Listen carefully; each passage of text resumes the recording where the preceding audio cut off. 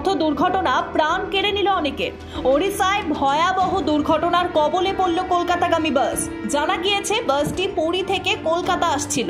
ওড়িশার জাজপুরে দুর্ঘটনার কবলে পড়ে বাসটি। দুর্ঘটনার জেরে বাসের কমপক্ষে 5 জন যাত্রীর মৃত্যু হয়। এছাড়াও আরো 40 জন যাত্রী আহত হয়েছেন বলে জানা যাচ্ছে। সোমবার রাত প্রায় 9টা নাগাদ জাজপুরের বারবাটি ব্রিজ থেকে পড়ে যায় বাসটি। 16 নম্বর জাতীয় সড়কের উপরে ছিল সেই উড়াল পুল। দুর্ঘটনার খবর পেয়ে যাত্রীদের জন্য ক্ষতিপূরণের ঘোষণা করেন ওড়িশার মুখ্যমন্ত্রী নবীন পটনায়ক। অন্যদিকে শ্রীনগরের ঝিলম নদীতে ভয়াবহ নৌকাডুবিতে কমপক্ষে 4 জনের মৃত্যু হয়েছে। নিখোঁজ আরও অনেকে। তাদের খোঁজে নেমেছে উদ্ধারকারী দল।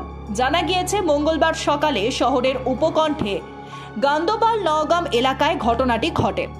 ঘটনাস্থল মোতায়েন রয়েছে রাজ্যের বিপর্যয় মোকাবিলা বাহিনী এবং পুলিশ। মৃতের সংখ্যা বাড়তে পারে বলে আশঙ্কা করা হচ্ছে।